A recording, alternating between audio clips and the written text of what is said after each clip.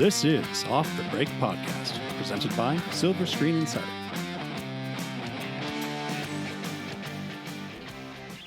Welcome to Off the Break Podcast. I'm Cody, and with me are Kyle and Ken. Hello. Hello, everyone. Oh, by the way, this is your podcast dedicated to current movie theater news, operations, and insights from the people that book the movies. There we go.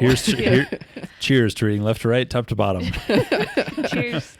It's Friday. We're a little exhausted. My allergies are so bad. I do not have the virus. I just have horrible, horrible allergies. I'm basically allergic to everything green. But you doubled up this week, so you have now seen 20. Is that the number I'm at? I was going to say I'm Cody, and I have a yet-to-be-determined amount of movies from the AFI Top 100 list. It's a perfectly good script that I've laid out, and yet you blame it on the allergies. I do. It's the allergies. I'm just trying to get through the day. It's the allergies. I'm tired. Just mutilated it. This is... Why do we even have these things? It's about routine, Kyle. If I choose to look at the sheet or not, you must produce the sheet. Sheet. The word is sheet. Yeah. Double E, guys. We don't want to get demonetized. Yeah. If they even know that we're a podcast. They even slowly growing. Know that we're out there. So this week, we thought we would just go over, there has been some more changes on the release schedule. Nothing major, but apparently all the horror movies are moving out of the way of the big releases that were supposed to come out this summer. Ken got a screener, dun dun dun, for a movie called The Tax Collector. Ooh. Yes. So we'll have to go over that as best we can. Then some news, and we get into what movies we saw over the week. After we figured out what movies we even decided on from last podcast, because we completely forgot. And on last week's recording, it wasn't made very clear. We just tossed out ideas, but Cody had those will stick. Cody had a completely forced AFI marathon last night. It was 5 hours of wholesome goodness. Ugh. But I was impressed. I heard from you guys that you stayed up until 2 a.m. to It's a combination of my anxiety over the destruction of our industry due to the pandemic and obligation to watch these things so I don't have to watch some awful scenes from Godfather or Goodfellas or whatever Ken was going to show me. My fear of being punished, crippling anxiety got me through it. All very healthy reasons to watch a movie and turn your brain off.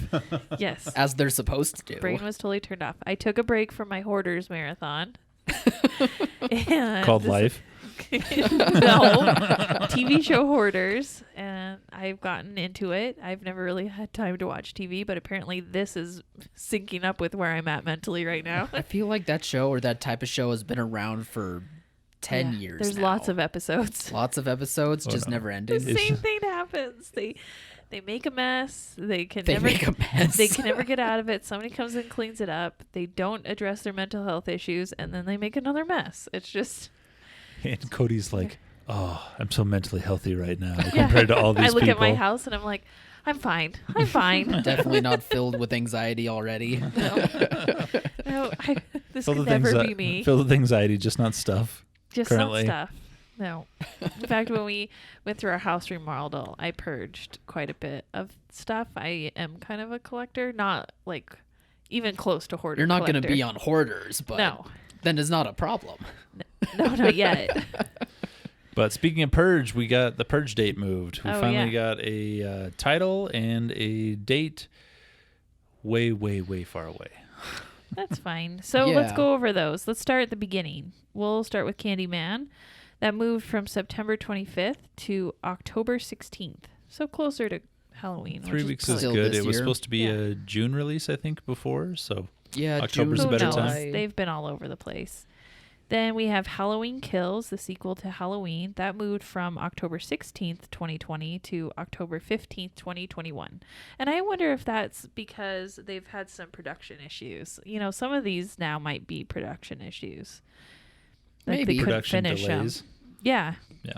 Yeah, that's possible. Then Halloween Ends, which was supposed to be in October of 2021, has moved to October of 2022. So did you see the teaser trailer for the Halloween trilogy now. Is it? Oh.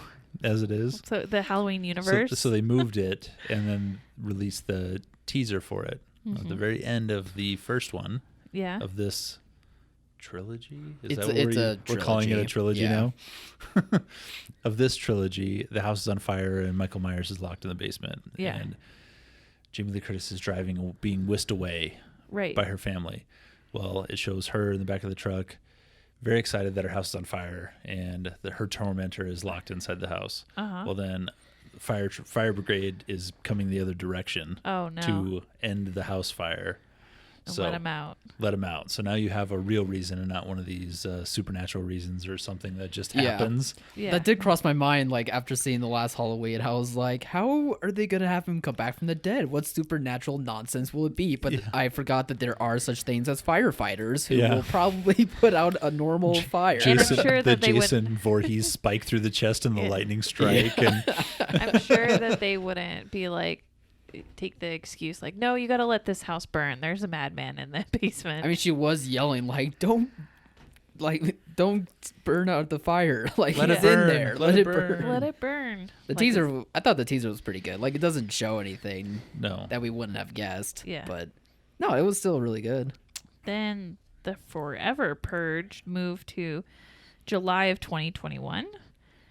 Yeah. So that's what we need is one more Purge movie. Let Him Go was November 6th of 2020, so just moved back 2.5 months. November 6th? Yes. Okay. Then Saint Maud moved to August 7th, but that's kind of like not settled. So yeah, it was on August 7th like last week. I think we briefly talked about it, and now they just don't know again. Yeah. I just don't think that there's enough locations for them in New York and LA to be able to open. So that's kind of where we're at with the release schedule. It's really hard to release those films when your two major markets, New York and LA, are back to being coronavirus hot spots and the governors aren't opening them up. So that's been kind of difficult, and that's really shaping the policy on the release schedule is, are enough theaters open and are our major markets open? Mm-hmm. And it just sucks that you could have 2,000 really good theaters open, ready, willing, able to play the films in the heartland. But if you don't have New York and LA, the studio execs are like, oh, I don't know. Like, that's their whole world, and they can't see beyond those cities as viable options. Yeah, that's just really frustrating because you're right. There's plenty of other markets where they're willing to be open as much as they can, play whatever needs to be played in order to keep their business and their industry alive. But just those higher ups only love their LA, New York market. I get it. That's where they live. Those are huge markets. I'm not discounting those massive markets. Those are the top markets. But they're not the only ones. Right. They're not the only market out there. But that's I think the big struggle right now. It's not that we don't have enough theaters open or, it's just that we don't have the right locations open at this point. So now it's time for the new game show that's sweeping the nation. Cody, what will you play? What will I play? Well, this coming next couple weeks is really difficult. I'm talking to a lot of clients, and that we're looking at, if they move Tenet from August 7th and we have to look at maybe from 2 to 3 to 4 or 5 weeks of more repertory product, I don't know if theaters can stomach it. It's not doing well. It's declining every week. People are kind of over it. We're in the height of summer. People are looking to do other activities outdoors and away from other people. And so we're just really struggling getting them in the doors. And we've already used the best of the product. The things that people are like, oh, I wish I could see that in a theater. Or, that was really nostalgic. I really like that. Your Goonies, your Jurassic Park, your Indiana Jones, your Back to the Futures, those have all been played. So now we're really like, what is B tier repertory stuff? And sometimes C tier. Like, what do we get into that really scraping the barrel here? Yeah, which is kind of unfortunate because there's just those B tier and C tiers that you can come up with. I'm sure that you'll be able to find like some really great gems that people could think themselves are like movie classics, but you just don't know if they can do what Jurassic Park was able to do with so much on the line. We can guarantee it's not going to at this point. Yeah. We can, as long as you're breaking even, that's fine. But if you are paying film rental, like paying to play these, and you're not recuperating that in ticket sales, it's just, you got to really think about even being open. And luckily there's some strategies you can take. We've talked about it a lot, limiting down to like maybe Friday and Saturday nights, limiting show times, limiting number of bookings. Maybe you're only booking 1 or 2 of these films a week. But even that is just going to have diminishing returns after a while. And so some people are just saying to heck with it, and they're shutting down on their own. And that's got to be a really tough decision, because a lot of times they just don't know if they're going to open back up. Well, I wonder even if they can manage to stay open, but they only have to do those Friday and Saturdays. Maybe for like the rest of the time, like at lunch hours or dinner hours, you can do pickup service when it comes to concessions, like they were able to do when everything was fully shut down.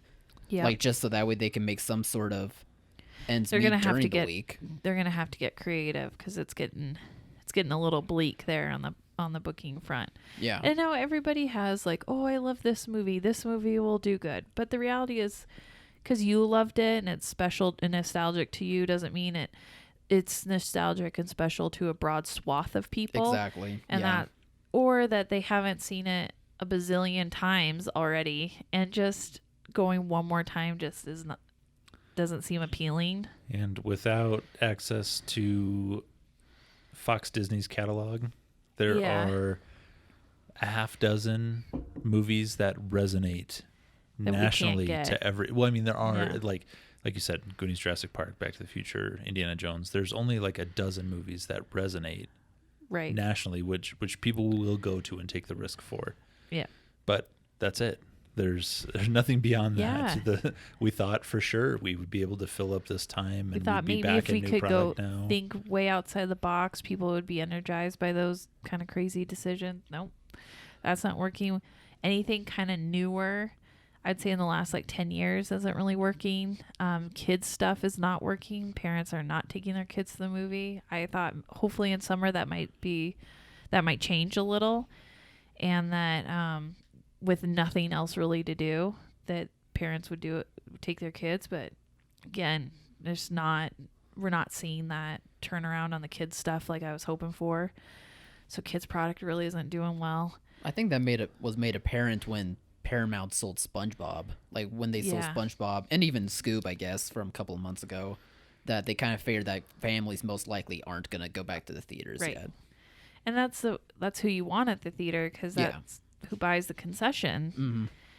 And so all that candy. And so what we're just seeing over and over again is anything that is, I would say, like over 10 to 15 years old, or over that, so older than that, very nostalgic, and that appeals to a broad swath, that's not too rated R, that's not too violent or graphic or horror, just a family friendly, but not for little kids, just a general audience pictures. Like, and I think that's why Goonies is doing so well, and Jurassic Park, there's something in them for everybody.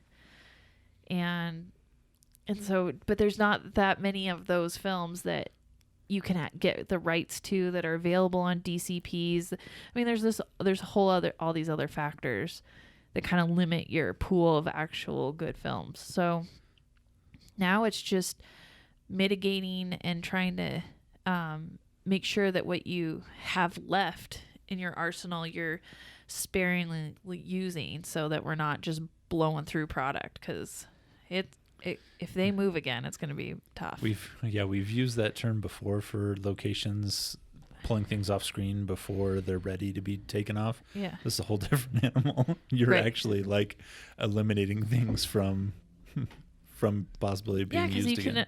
You can't bring them back. There's no reason to show it again. Yeah, we're gonna everybody that came and bring back on Jurassic Park. That came and saw Grease. It came and saw Grease. You're not going to be able to bring that back and play it again. Sure, you can play Footloose and get 75% of the audience you had on Grease, but that's the end of the road. Like there's not what'll be there's after not Footloose? That many fun-loving dance movies. There's like 3. Show the Footloose remake. Yeah. It's so funny. Don't listen to Kyle. Do not show the Footloose remake. It's so funny how how important newness is to the movie-going experience. Oh yeah.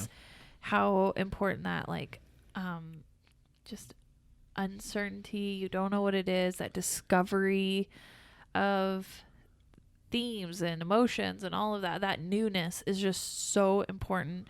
And even though nostalgic things are, kind of making a comeback and people are gravitating toward like good old day things they remember, it just isn't as powerful as newness is, and that discovery. And so the repertory stuff is doing okay at first, but each and every week that you get more and more and more of it, just diminishing returns. That's why our industry so desperately needs new product, blockbuster product. Yeah, it's just funny to me that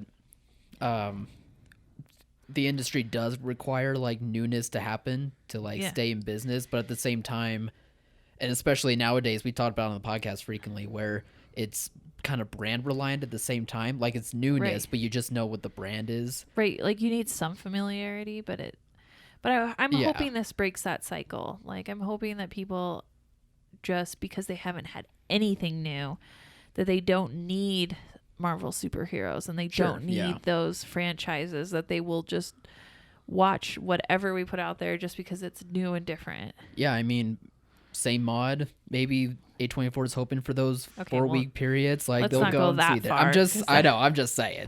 That's going to be a little weird for general audiences. Probably, but take it easy, Tiger. Yeah. Long shot, but it's wishful thinking for sure. The longest shot. It would be nice to go back to those like one-off stories. A lot of the things I'm booking don't have sequels to them. Mm-hmm. Beetlejuice, Grease. I mean, they kind of did, but nothing good. Like they were just good stories in of themselves, one-off movies. Yeah. And it would be nice to get back to that. Speaking of good new one-off movies, I got a screener for The Tax Collector. So it's new. From RJLE. Yeah. Okay. It's brand new. Comes out on August 7th. August 7th. Okay. Matching date with VOD. Is it playing at like drive-thrus, I imagine? Yeah. Or I'm drive-ins. sure there'll be a few drive-ins that'll have it. It's it's a very LA-centric movie, and with LA indoors closed, I'm sure it'll play at a few drive-ins, but it's a gritty, violent crime drama that's going to be one of those things that's not going to play in middle America. It's not going to play in the Mountain West where we are. It's going to be one of those things that is very specific to big cities on the coast. But it's, a short review is it's David Ayer, who did Training Day and End of Watch and Fury and Suicide Squad. So it's Oscar-winning Suicide Squad. Yeah. You pulled out the big guns for that one. Yeah. So it's very well done. It's well casted. It's well directed. It's extremely violent.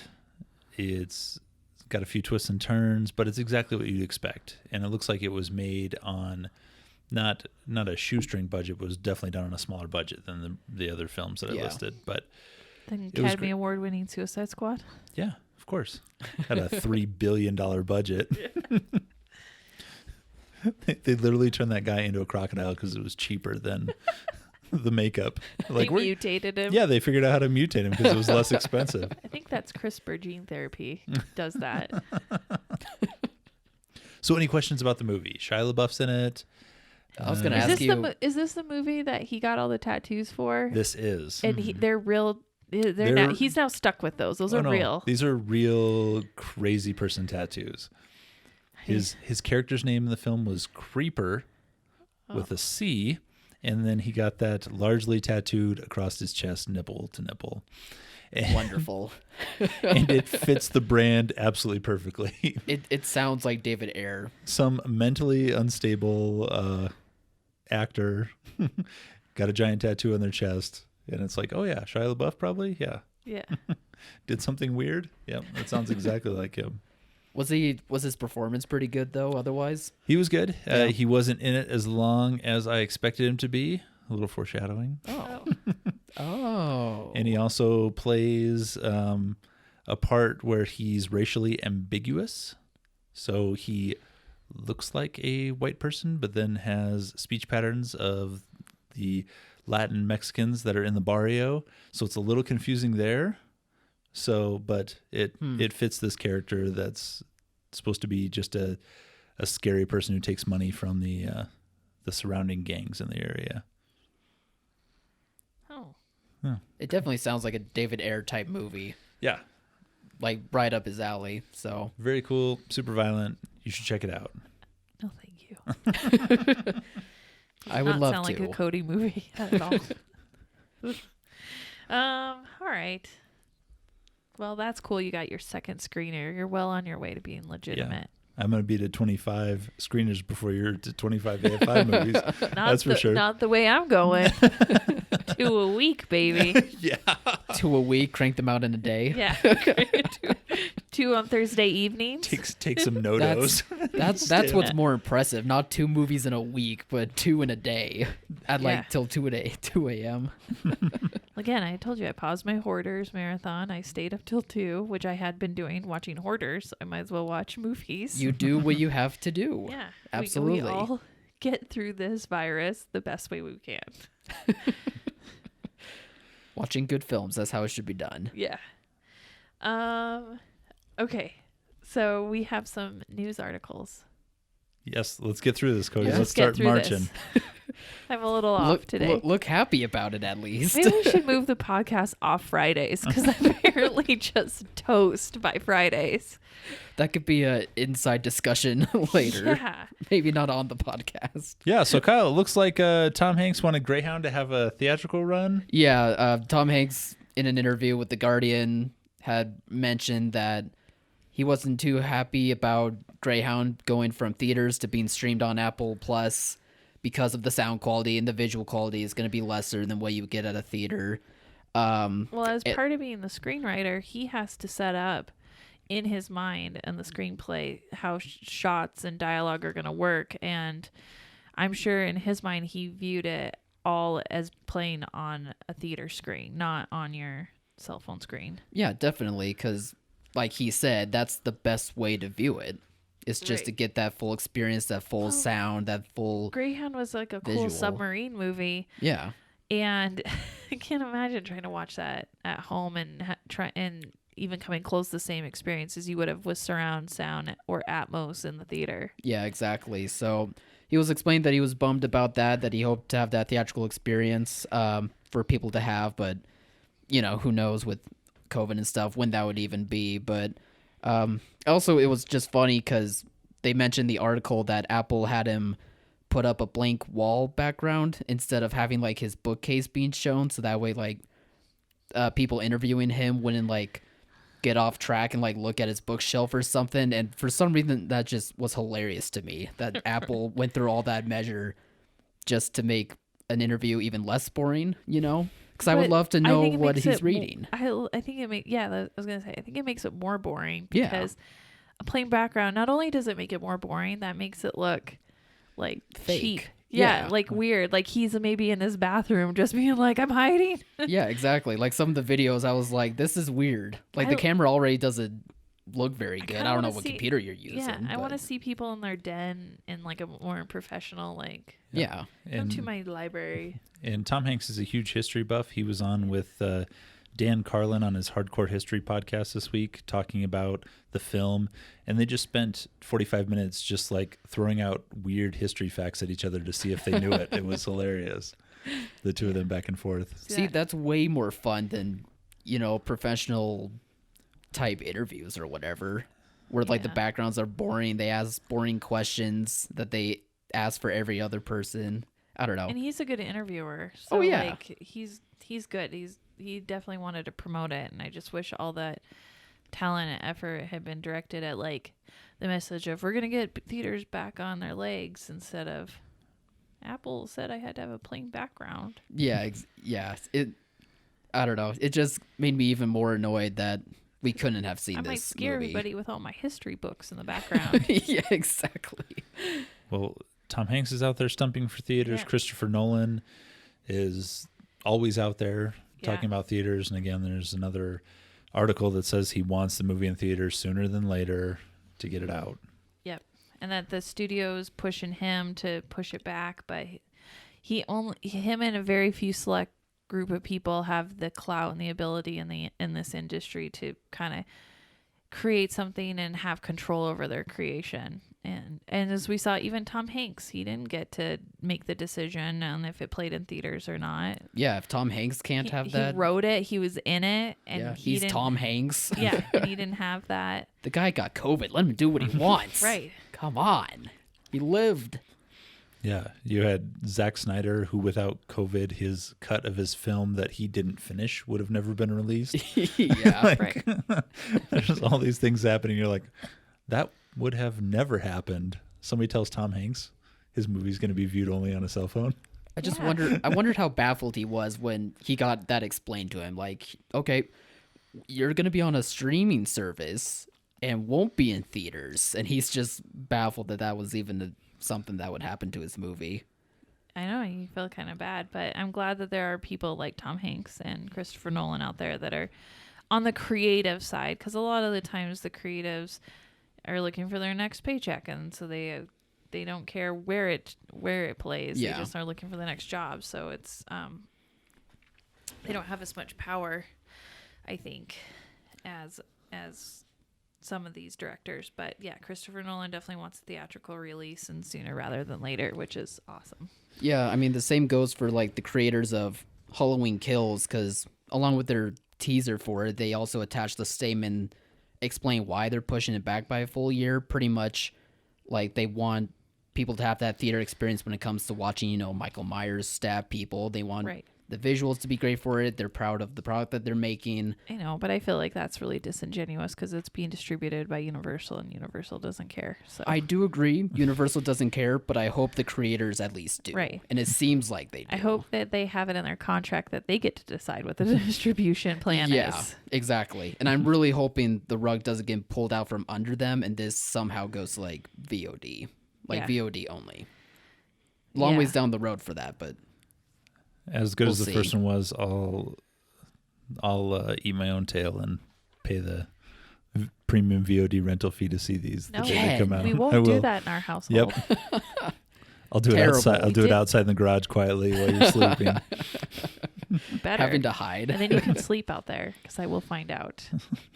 I mean, I enjoyed watching the last Halloween in the theater. I'll gladly wait again to see this one. Hopefully it's good, but I can wait. Oh, it looks like Netflix is going to take Chicken Run 2, which I didn't know was in the works, and they're going to give it a qualifying theatrical release, which is also a little disingenuous now that Netflix owns a couple of theaters in LA. And yeah, so they're going to play it at their theaters. Yep. And then they're going to keep 100% of the ticket sales, and then they're going to say, hey, it's ready for an award. Right. Okay, great. Yeah, that's pretty much what I thought reading up about this was that, an awards qualifying theatrical release. It's going to happen. I'm like, I've seen this before. It's going to play in LA County and New York City. If they open. Yeah, if they open. It'll play in those places and nowhere else. Which is hilarious because Chicken Run was very popular back in the day. I would imagine they could do a wide release and be able to see some sort of turnout. Our little boys love Chicken Run and like the Aardman movies like Shaun the Sheep. Oh, yeah. They're just so cute. Yeah. And we was kind of sad when Farmageddon didn't get released. Well, I don't know what that means, but okay. Shaun the Sheep Farmageddon. I'm not familiar. Yeah. I was watching it because I was like, oh, my children will love this. And then it never came out. But Chicken Run was good, too. I don't know what they would do for a sequel. The chickens make it out of the pie making factory, and then they go live in a nature preserve where no one can get to them. Maybe it's going to be like 20 years later and they see what becomes of the nature preserve. It'll be slightly different because Mel Gibson will not be true. He is going to be a voice of one of the chickens. I think he'll get replaced. That's true. Actually, I just read recently that apparently the actress, I forget her name now, who voiced like the female chicken, like she wasn't able to come back for the project because of ageism. Like Netflix said like her voice is too different for the role, but yet she somehow proved that wasn't the case. Yeah. So there's a lot of drama happening with Chicken Run 2, apparently, which I don't understand why. Just make the movie. Put it in a theater. Put in more theaters. 20 years. I don't know if I need the original person back. No. It makes sense, though, to push something this year with Disney having to move everything off. Yeah. There's always a chance that you could have an Academy, because they didn't win with Irishman last year. But they will get it with Marriage Chicken Story. Run 2. It's entirely possible they could, animated feature, that they could win, have an Academy Award winning feature. Probably more of a chance. Yeah, definitely more of a chance than a normal year with everything moving around. That'll just be really funny if, the past 5 years they've been trying to have a Oscar winning movie, but it becomes Chicken Run 2. Not that that's bad. I'm just saying that they spent $1 billion on Scorsese and Ben Affleck and all these other people, and all these Chicken Run is the one that brings it home. Yeah. Like, come distribute your film here. We've got Chicken Run that's Academy Award. Yeah. We're proven strategy. It's not even one of their original anime movies. It's just a sequel. It's just that wins Best Picture. Anytime you walk into the office, you walk right past that first thing. Is that an Academy Award? It's like a golden chicken statue in the lobby of Netflix headquarters. Yeah. They'll be proud of it. They'll be proud. But yeah, I just saw that story for it, and I was like, yeah, we'll just see just how Oscar caliber this release type is. Well, Cody watched 2 Oscar caliber movies last night. Ooh. I watched Very Saving excited to add to our Private list. Ryan, and what I didn't realize was Tom Hanks' birthday yesterday. Happy birthday, Tom Hanks. Apparently he's 64 years young. You've had COVID, and Kyle says you can do whatever you want. Yeah. Yeah, you got my endorsement. You don't need it, but you got it. And then do what you want. I followed Saving Private Ryan up with American Graffiti. So, very exciting films. Where do I begin? Hopefully soon. Hopefully soon. Saving Private Ryan was done so well. It just pulls you right into war. The acting is amazing. The visuals of war are just, like, I felt my adrenaline pumping. It's just shocking, and I cried a little. So in the very beginning, it's just so hard. I mean, so many lives lost in war, and so many young men, and it's just so sad. But I remembered I had seen that movie a long, long time ago, and there were a few scenes that I did vividly remember, but there was a lot that I didn't. So it's like a 3-hour movie, so. And what is it that long? I thought it was like something like that. 2.5 hours, maybe. Yeah, but there's a lot to unpack in it. That's for sure. No holding back. No, but it's incredible still. Yeah, and I'm glad that you go through all that horrible war where everybody dies trying to save this one man, and then at the end, you're just like, oh my gosh, how do I process this? What was the point of it all? And then you realize, like, he's asking that same question. He goes, I just want to know that I lived a good life, that I was worthy of all this sacrifice and stuff. And I think that was a perfect way to end it.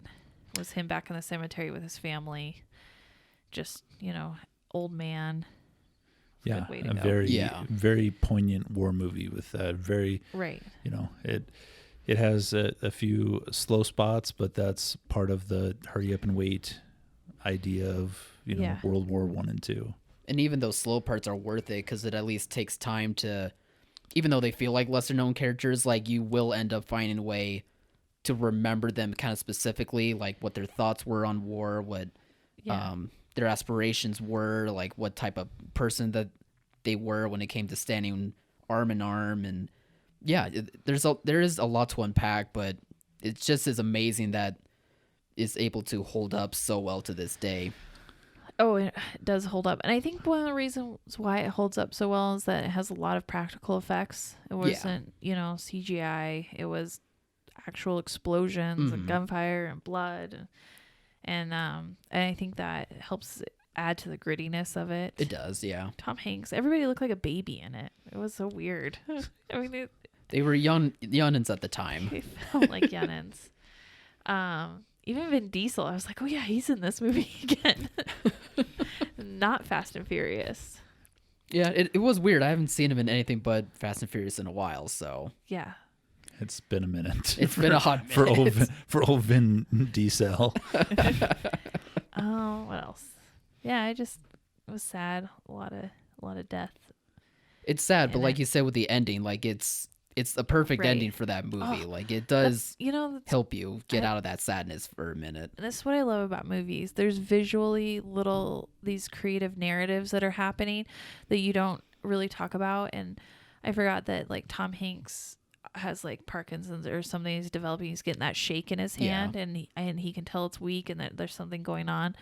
And then at the end when he dies on the bridge, like it just pans to his hand and stops shaking. It's like, that was really powerful. It just, you kind of reminded of it the whole time that he's alive, and then it's only stopped shaking when he dies.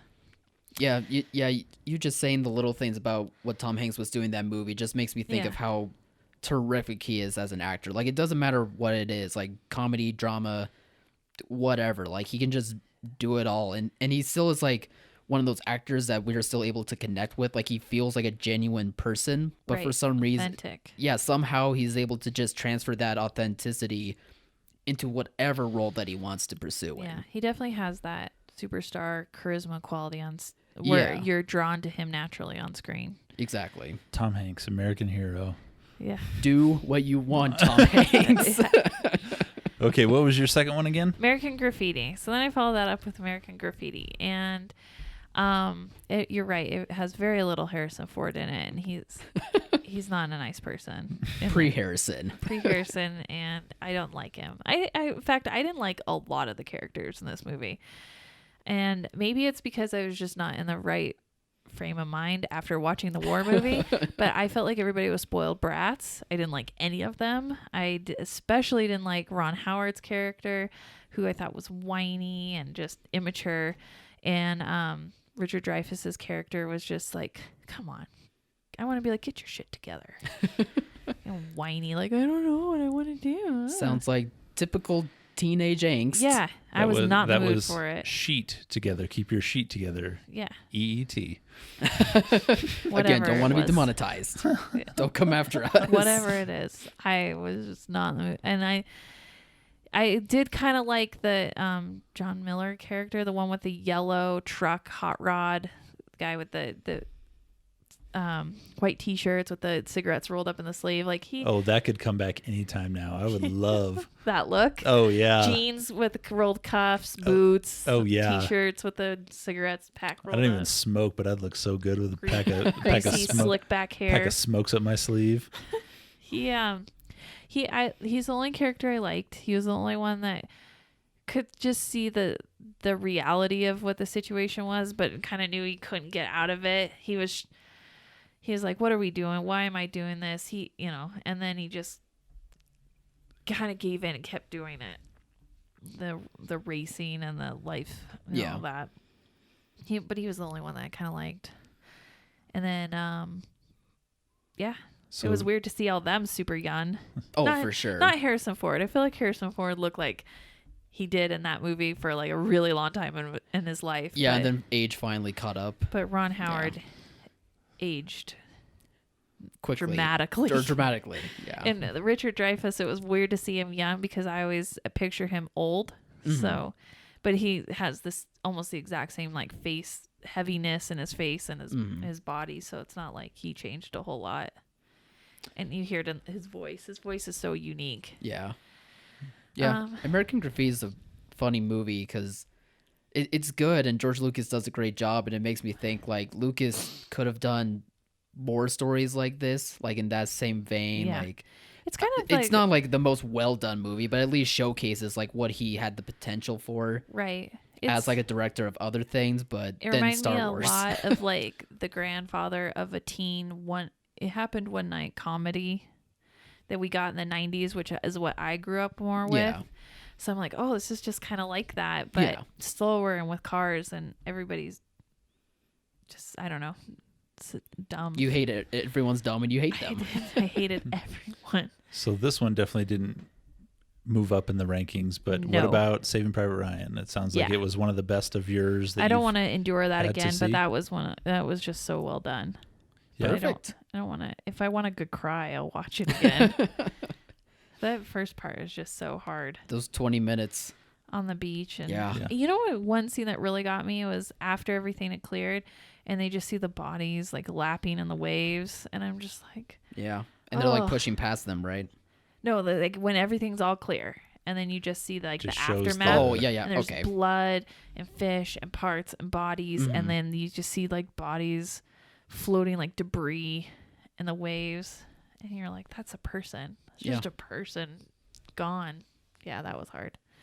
And then I got stupid teenagers afterwards. Speaking of stupid teenagers, Kyle watched a movie too. It didn't have stupid teenagers in it. It had stupid adults in it. I meant he was a stupid teenager. I am a stupid teenager still.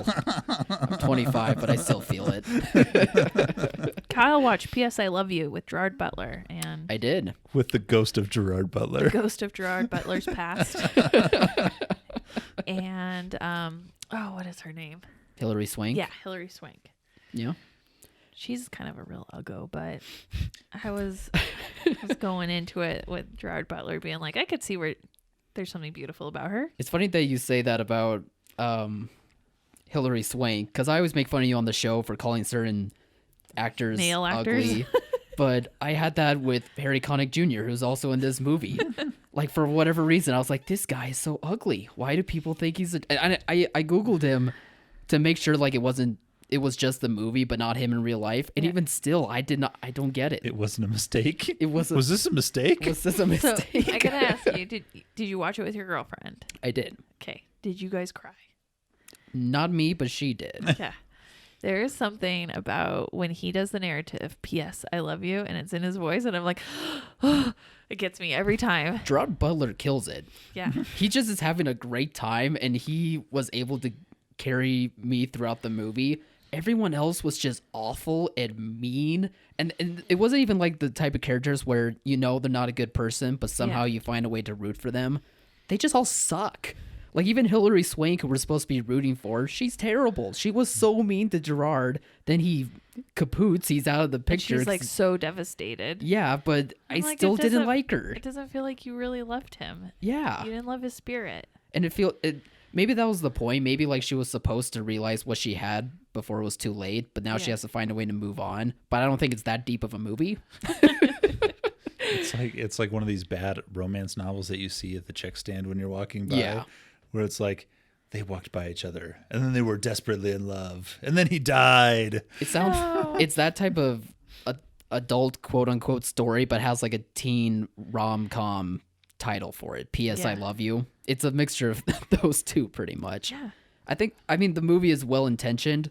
Like there was something there, but I don't know, all the characters I just could not stand. Except for Gerard. He was awesome. I'll give you the other character that aren't very good, but just the concept and Gerard Butler's execution of it, that your dead lover is sending you messages because he knew that you wouldn't be able to live without him. Yeah. Oh, so good. And I have that in real life, by the way. I still kept saying throughout the movie, like, he deserved better. She was awful. Hilary Swank, she was so mean to him. She would yell at him and just be mad at things for no reason. Yeah. Oh, it was frustrating. Yeah, welcome to married life, Kyle. Fair enough. It is kind of married life.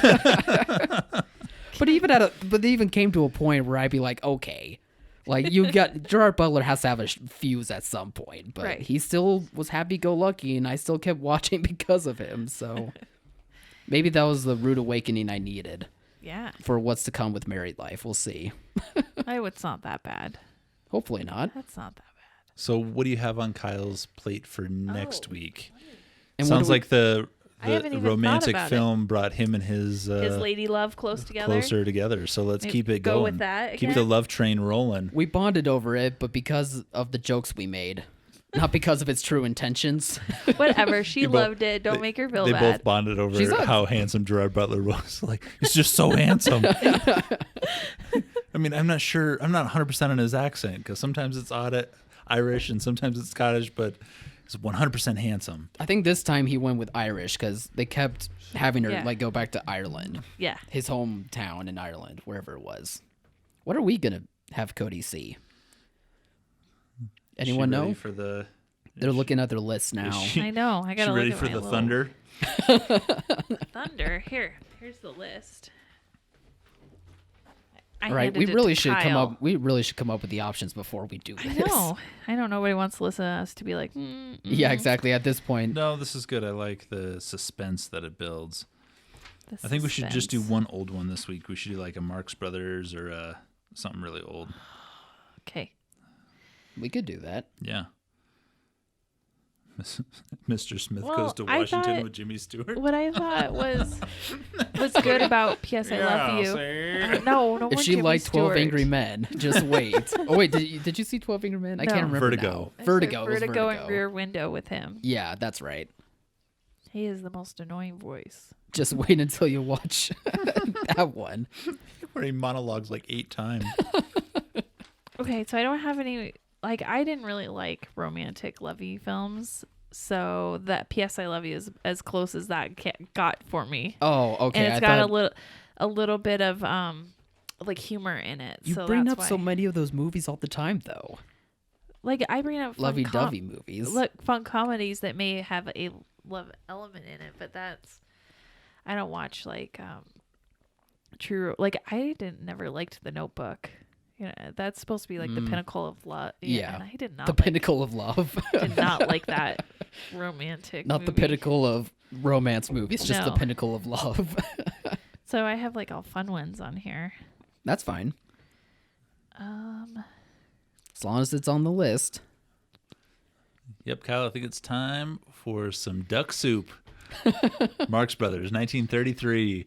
Duck soup? Duck soup. That's really a list on... Yeah, 100%. Okay. I guess that's all you can say if you're going into it blind. Okay. Okay, well, why don't we do Mr. and Mrs. Smith? Because I think I wanted to do that one, and then we got on the Gerard Butler thing. But that's close to like a love story. You'll find out in the end. No, I'm sure You'll I find will. out in the end when he dumps Jennifer Aniston at the end of the movie. Yep. It wasn't behind the scenes. He actually did it on camera. On camera, just to make sure. He stayed so much in character, they kept it in the movie. I can only imagine what happens to those two. But yeah, we'll do that one. Mr. and Mrs. Smith for Kyle and duck soup for me.